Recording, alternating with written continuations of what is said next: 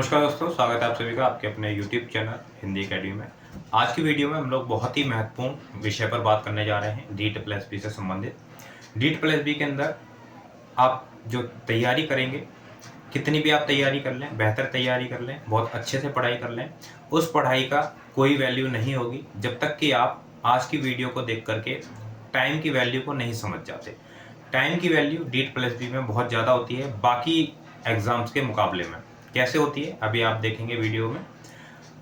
डीट plus B किस प्रकार से टाइम मैनेजमेंट पर आधारित एग्ज़ाम होता है। आप अगर बहुत ज़्यादा ज्ञानी हैं, बहुत ज़्यादा आपको ज्ञान है, आपने बहुत ज़्यादा पढ़ाई करी हुई है, लेकिन आप समय के अनुसार काम नहीं करते हैं, समय को आप बीट नहीं कर पाते हैं, तो डीट प्लस बी का एग्ज़ाम आप कभी भी नहीं निकाल पाएंगे।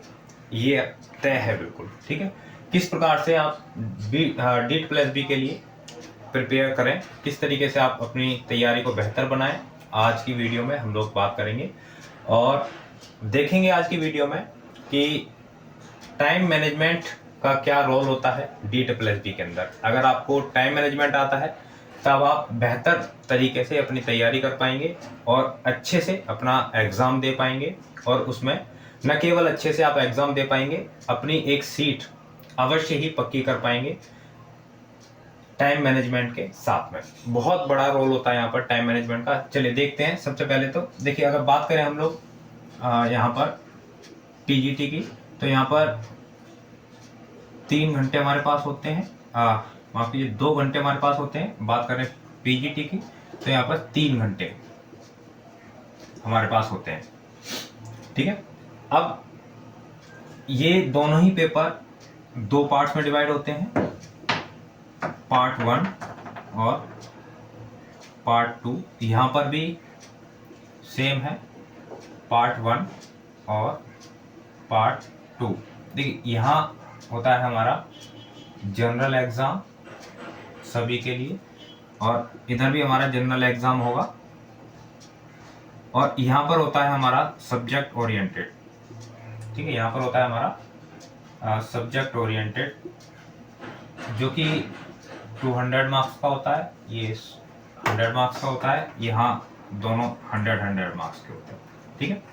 सबसे बड़ी बात क्या है यहाँ पर होती है नेगेटिव मार्किंग, ठीक है।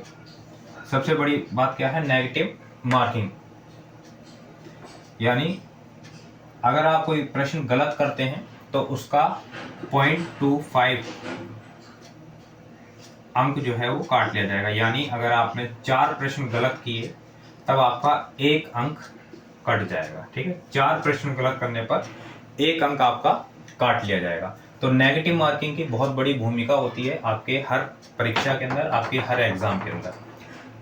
अब देखते हैं कि पहला काम तो हमें क्या करना होता है एग्जाम के लिए, कि जितने प्रश्न हम लोगों को आते हैं उतने ही प्रश्नों पर हम लोग टिक लगाएं, उतने प्रश्न करें। जो प्रश्न हमें 100% पता है कि नहीं आता, कभी नहीं पढ़ा है, उसको हमको टच नहीं करना, उसको नहीं छूना है। कुछ क्वेश्चन हो सकते हैं जिनमें आपको लगे कि ये शायद पढ़ा था और ये हो सकता है 2 ऑप्शन में से शायद कोई, तो वहाँ पर आप थोड़ा सा ले सकते हैं इस तरीके का चांस। लेकिन जहाँ बिल्कुल भी आप लोगों ने नहीं पढ़ा है उस क्वेश्चन को तो आप लोगों को बिल्कुल भी नहीं टच करना है, ठीक है। क्योंकि यहाँ पर नकारात्मक अंक दिए जाते हैं गलत प्रश्न पर, इसलिए आप लोगों को क्या करना है, बहुत ही सावधानी रखनी है। जितने प्रश्न आते हैं उतने प्रश्न करते हैं, ठीक है। दूसरा क्या है, यहाँ पे जो एग्जाम होता है वो होता है आपका ऑनलाइन, ठीक है। अब जो ऑनलाइन एग्जाम होता है, और अगर बात करें इसकी हम कि 200 अंक का पेपर है, तो ये 20-20 नंबर के 10 पार्ट्स में डिवाइड होता है टीजीटी वाला।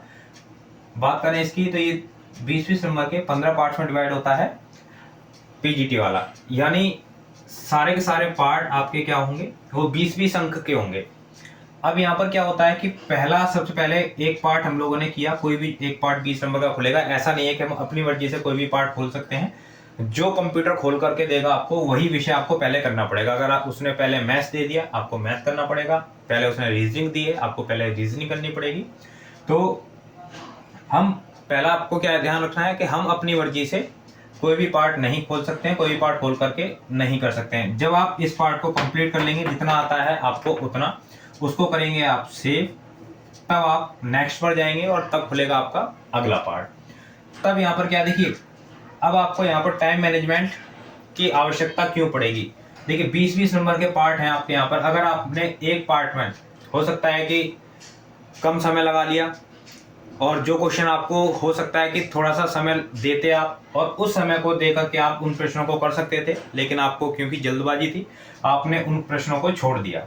या दूसरी सिचुएशन आपकी क्या हो सकती है कि आप किसी पार्ट में लगे हुए हैं, उलझे हुए हैं, किसी प्रश्न में उलझ गए और आपको लगता है कि नहीं ये प्रश्न बहुत ज़्यादा महत्वपूर्ण है और ये मुझे करना ही होगा तभी मैं सिलेक्शन ले पाऊंगा। आप उसमें उलझ कर रह गए और ज़्यादा समय उसमें आपने लगा दिया, तब आप नेक्स्ट पार्ट पे लेट पहुंचेंगे। और जब लेट पहुंचेंगे समय आपके सामने होगा और आपको पता चलेगा कि आपने 20 क्वेश्चन किए हैं, इतना समय लग गया, आगे इतने सारे क्वेश्चन हैं, और किस तरीके से इतने समय में आप इन क्वेश्चनों को कंप्लीट कर पाएंगे। तो आप होपलेस हो सकते हैं, वहाँ पर आप परेशान हो सकते हैं। और परेशानी में क्या होता है, अक्सर प्रश्न गलत होने की संभावना बहुत ज़्यादा बढ़ जाती है।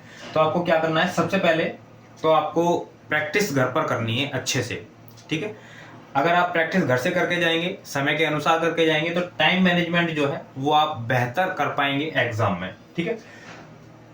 अब ध्यान क्या रखना है, 20-20 अंक के जो प्रश्न रहेंगे, हमारे जितने भी पार्ट्स रहेंगे, अगर हमें आता है तो हम करते हुए जाएंगे। अगर लग रहा है कि वो हमारा कुछ समय में बहुत ज़्यादा समय ना लगा करके हल हो सकता है तो उसको करेंगे, अदरवाइज को छोड़ेंगे और आगे चलेंगे, ठीक है। तो टाइम का मैनेज करते हो, ना तो बहुत ज़्यादा समय लगे हम लोगों को पूरे पार्ट्स को करने में, ना ही ऐसा हो कि इतनी जल्दी हम आगे चले जाएं कि हमारा जो कम क्वेश्चन करते हुए आगे चले जाएं और आगे पता चले कि आगे के प्रश्न जो है वो उनसे भी बहुत ज़्यादा कठिन है जो कि हमारे लिए शुरू में थे। तब आपको लगेगा कि इससे तो उन्हीं प्रश्नों में थोड़ा सा समय लगा लेते तो ज़्यादा बेहतर था, लेकिन उस समय पर आप कुछ नहीं कर पाएंगे, क्योंकि एक बार जो पार्ट आपने बंद कर दिया वो दोबारा आपका नहीं खुलने वाला है। तो टाइम मैनेजमेंट यहाँ पर कहें हम लोग बहुत ज़्यादा भूमिका, बहुत बड़ा रोल होता है टाइम मैनेजमेंट का। आपको बहुत अच्छे से देखते हुए चलना है कि टाइम जो है बहुत ज़्यादा ना लगे, टाइम जो है बहुत कम ना लगे एक पार्ट को। और ये कब होगा, ये जब होगा जब आप प्रैक्टिस करेंगे, ठीक है। आप में से जो भी साथी हैं नए आए हैं चैनल पर, तो हिंदी अकेडमी के ऐप को आप लोग जरूर से इंस्टॉल कर लीजिएगा अपने फ़ोन में। बहुत सारी जानकारियाँ एग्जाम से संबंधित आप लोगों को वहाँ पर मिलती रहेंगी। हिंदी की बेहतर तैयारी हम लोग करेंगे उस ऐप से हेल्प ले करके।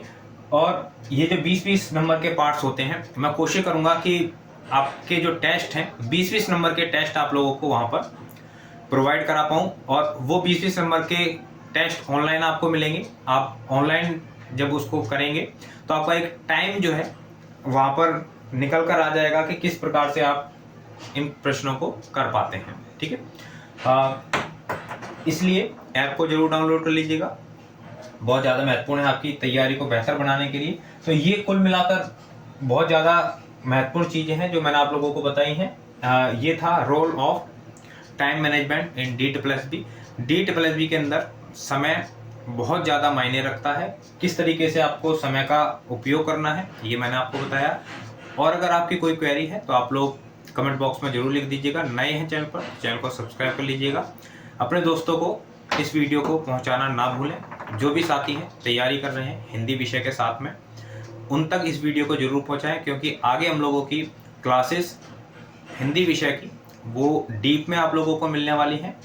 जो भी साथी हैं वो चैनल से जुड़ जाइए, क्योंकि बहुत जल्द हम लोगों की लाइव क्लास भी शुरू होने वाली है। उस लाइव क्लास के अंदर हम लोग पुराने जो प्रश्न पत्र हैं उन पर चर्चा करेंगे, चारों ऑप्शंस के साथ में चर्चा करेंगे। इसके अलावा और अन्य विषय हिंदी विषय से संबंधित उन पर चर्चा करेंगे, जो कि आपके लिए परीक्षा में बहुत ज़्यादा उपयोगी साबित हो सकते हैं। साथ ही अगर आप लोग अपनी तैयारी को और बेहतर बनाना चाहते हैं मेरे साथ में जुड़ करके, तो आप लोग मेरे साथ जुड़ सकते हैं। नया बैच शुरू हो रहा है बहुत जल्द हम लोगों का DSSB के लिए। आप लोग उसमें जुड़ें, व्हाट्सअप करें। सामने बोर्ड पर आप लोगों को नंबर दिखाई दे रहा होगा, उस नंबर पर आप लोग व्हाट्सअप करके पूरी जानकारी ले सकते हैं और उस बैच को ज्वाइन कर सकते हैं। पिछली बार जिन साथियों ने बैच ज्वाइन किया था उनमें से काफ़ी साथी थे जिनका सिलेक्शन हुआ फाइनल, DSSB के अंदर अभी वो साथी TGT और PGT दोनों पदों पर कार्यरत हैं।